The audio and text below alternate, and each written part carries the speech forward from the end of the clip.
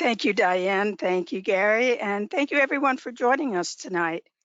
I'm going to take just a couple minutes of how did I get here. I worked for AT&T for quite a while, and I worked with a gentleman who he and his wife purchased a house at about the same time that I did. He told me that she liked roses. I told him I liked roses. He said, "Hey, there's this rose thing down at the mall. We're going to go. You want to come with us?" So it's like, okay. And that was the day that I met Stacy Catron, who some of you may know. So Stacy, her husband Ralph, and I went down to the mall, and I think it must have been a district show because it was of incredible size with lots and lots of entries. And we were quite amazed at the exhibits from the single stem to the English box to the rose in a bowl. We had just never seen anything like that before.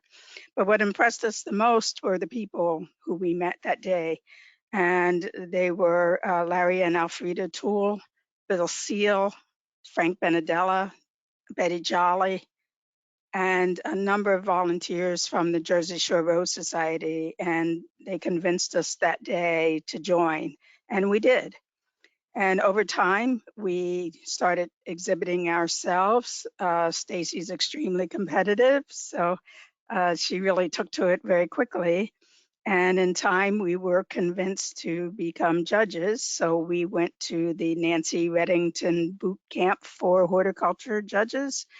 And Stacy and I passed along with Sharon Thompson, who is now in the Colonial District. Stacy has since moved on to warmer climates, but Sharon and I are still in the area and still judging and still enjoying being judging and participating in that way.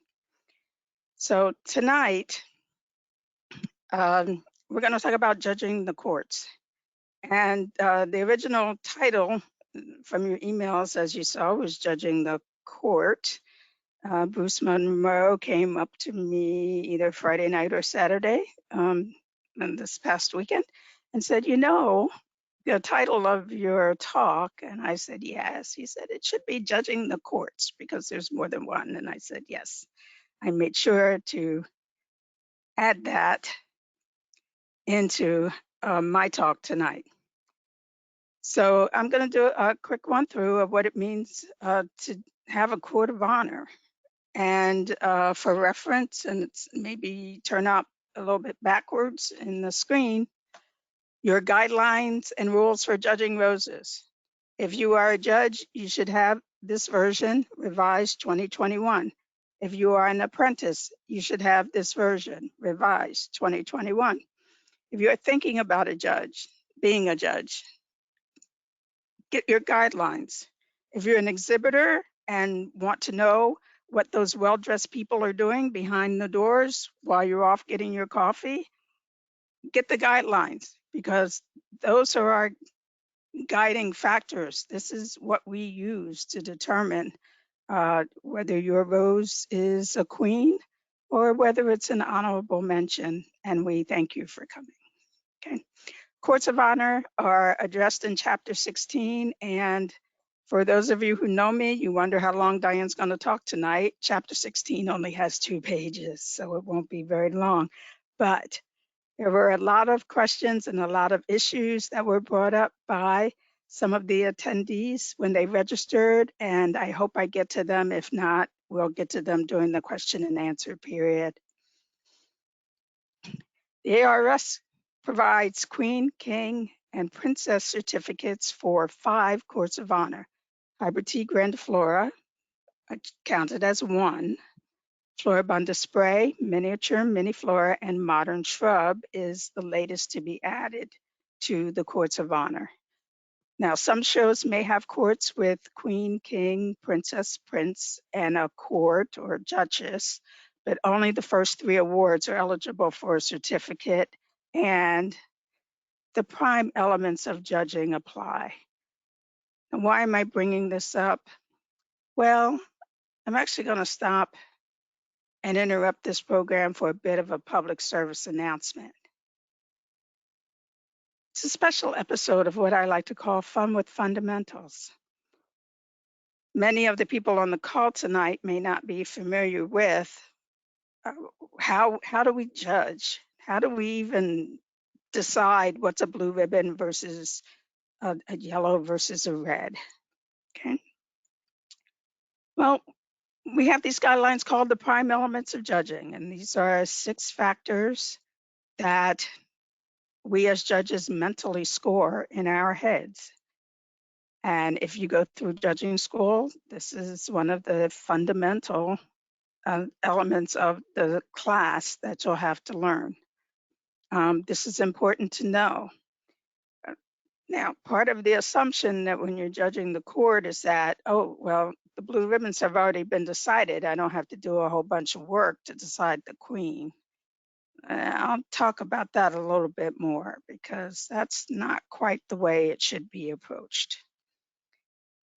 Exhibition form and exhibition stage, you will hear this word. Exhibition form is generally what we think of as hybrid T form, which is 1/2 to 3/4 open, petals symmetrically arranged around an attractive circular outline with a high pointed center.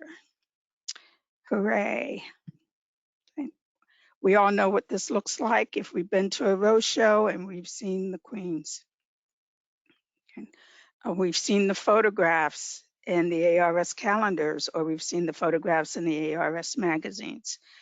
It's what the quote unquote typical hybrid tea or the typical florist rose looks like. Okay. And we also may talk about exhibition stage. Well, roses like floribundas and modern shrubs don't usually have the hybrid tea type of exhibition form. Some floribundas do, but for the most part, they have what we call a decorative form. But in an exhibition stage, it's when it's the most beautiful. In some cases, it's when it's half open, depending on the number of petals. Some cases, it's when it's 3/4 open. Typical of the variety. We know what certain roses look like in general, right? We've seen many of the varieties over time. Every once in a while, we run into something new. But when we talk about typical of the variety, when you see a Veterans Honor, you kind of know that it's Veterans Honor, not only from the color, but from the shape and the form of the bloom. If you happen to see a Veterans Honor with quilled petals, which means that the petals are reflex back and kind of pointy, at the end, you're kind of going to scratch your head and go, I don't know that that's really Veterans Honor. It's not really typical of the variety. And you may have some questions about that. And the last thing is the most perfect phase of possible beauty for the variety. It's the prettiest version of that thing you've ever seen. Okay. Now, some of you who are not judges are wondering, it's like, boy, those are very formal kind of terms, very interesting phrasing. Believe me, trust me, it'll probably be in the exam. Okay. Now, for floribunda spray and modern shrub courts, we have those 6 prime elements, and the fundamentals also apply. Now, for judging sprays, sprays defined as 2 or more blooms on a stem.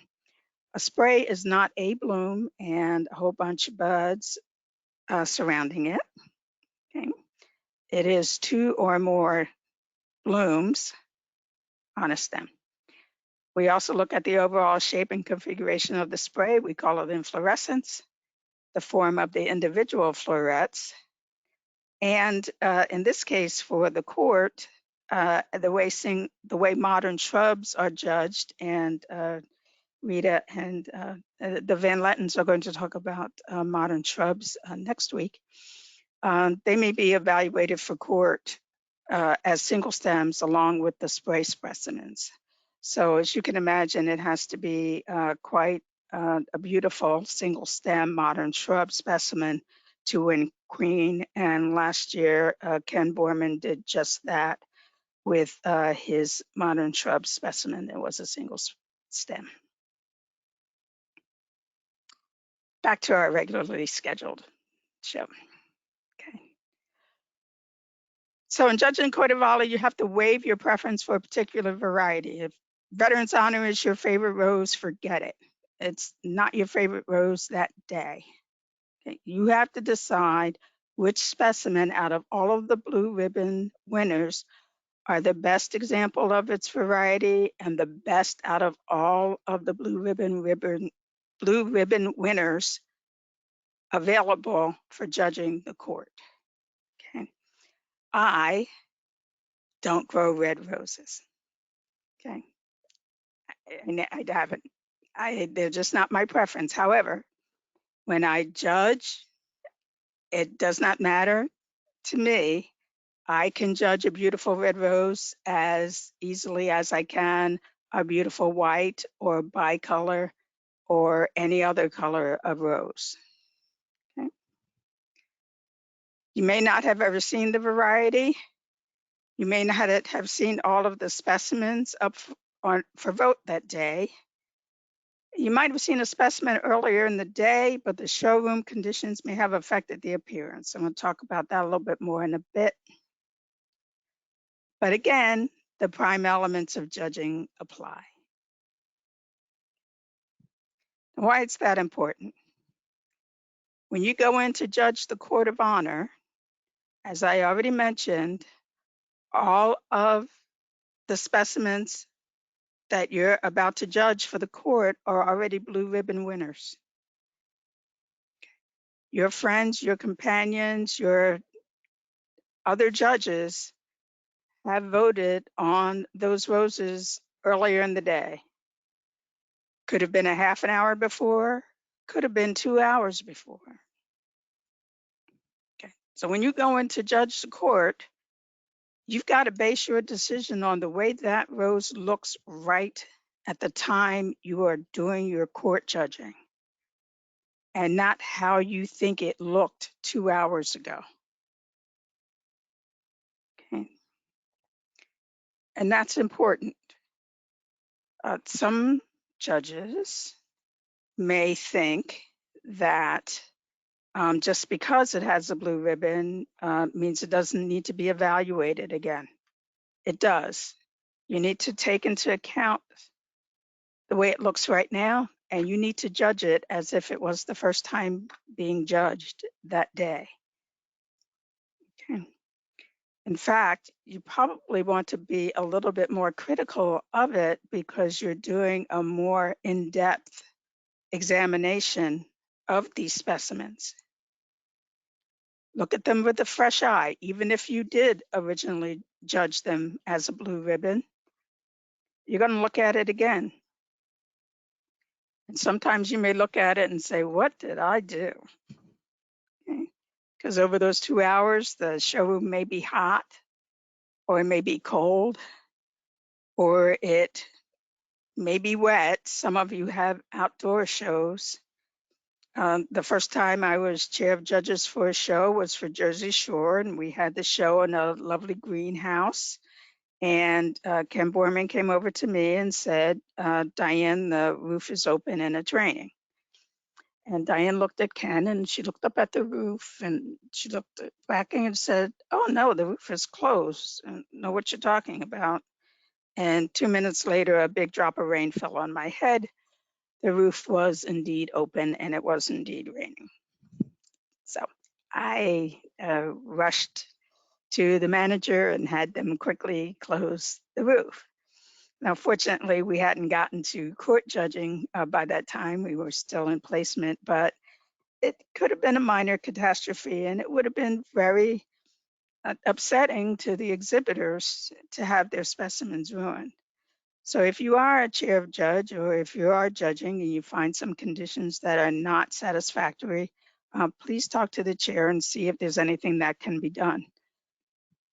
Sometimes the chair of judges may need to move exhibits out of direct sunlight so that they don't wilt faster.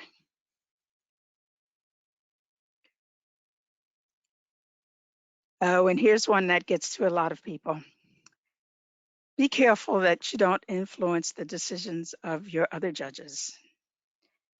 At this point, this is an individual effort. You are voting on your own based on your own judgment.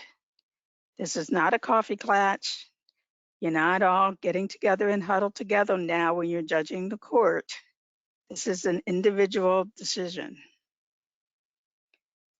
They should be judged on a written ballot so that each judge gives their independent assessment. And you should not attempt to influence another judge by talking about your opinion. Ooh, that's nice. Ooh, isn't that a lovely color? Ooh, I haven't seen one like that before. Oh, did you see this one earlier? Don't do that. If you're judging my show, I'm not going to give you lunch. Okay, I'll give you lunch, but I may not give you the cookie afterward, okay? Quiet, please. Okay. You can talk about it when you're finished judging, when you're at lunch, when everything's been marked and put on the Court of Honor table. Then you can have your discussion. Then you can have your debate. But while you are judging, while you are evaluating, quiet. Now, how do we tabulate? Again, the blue ribbon winners are presented for the Court of Honor. We usually bring them up to another table for examination. The number of rounds of tabulating may depend on the number of eligible specimens. For Penn-Jersey this week, we had about 17 or 18 blue ribbon hybrid teas, grandifloras that were eligible. So we had 2 rounds of judging. In the first round, we numbered the tag. We either number or we put a letter on the tag. We do not write out the variety name. It takes too long. Your hands hurt too much. Some of the variety names are really long and it takes a long time.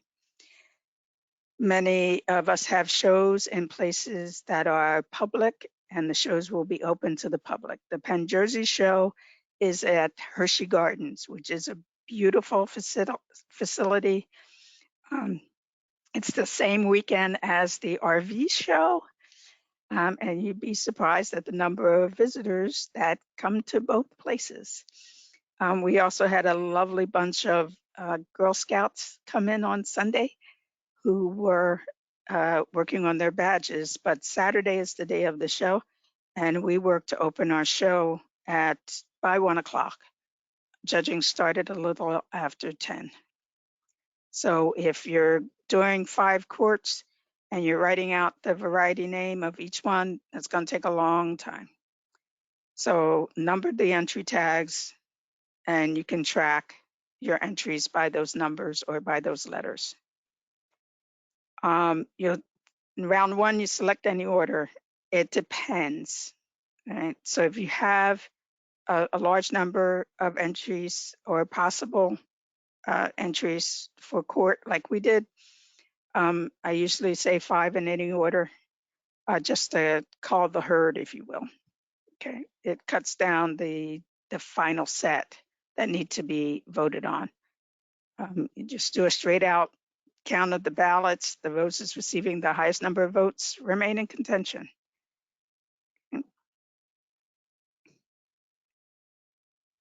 Round 2. This is done in 2 ways. Method 1, from the roses that are left, each judge makes 1 vote, and that vote will be their vote for queen. The rose receiving the plurality of votes is awarded the queen. No muss, no fuss. You have 10 judges. You have 7 varieties. 7 of the judges vote for Randy Scott. Randy Scott's your queen. Your next round, you're going to go through the same process again to determine your king. You go through the process again to determine your princess. And then if you do, prince and court, you'll continue until you're finished filling out your court. I prefer method 2. Method 2, the judges will vote on the roses in order. And since we do queen, king, princess, and prince at Penn-Jersey, they will give me 4 in order. Each vote for queen each of them gets a number value. So the number 1 will get, let's say, 5 points. The second will get 4 points. Third, 3 points. Fourth one, 2 points. And the specimen with the highest number of total points is awarded queen. Next highest is king. There may be reballoting in the case of ties, but then again, I will look at the specimen that gets the highest number of points for queen, the highest number of votes for queen will outrank any of the other ones. Now, if they get the same votes across the board, then yes, we'll have a reballoting. It gets a little tricky when you have an even number of judges. I have had occasion where I've had a couple of rounds of revotes, and then I've had to step in and make the decision. That's been at the local level. Typically at the district level, we're pretty good about getting it through in 1 round. All right. So we've pretty much got through all of the material that I had to talk about. I know that there were 2 questions that came about, and Diane or Gary, I don't know if you were going to address these with now, or if we were going to have it as part of the Q&A session, but I have completed the material that I had for judging the court, and I am ready and raring to go with any questions.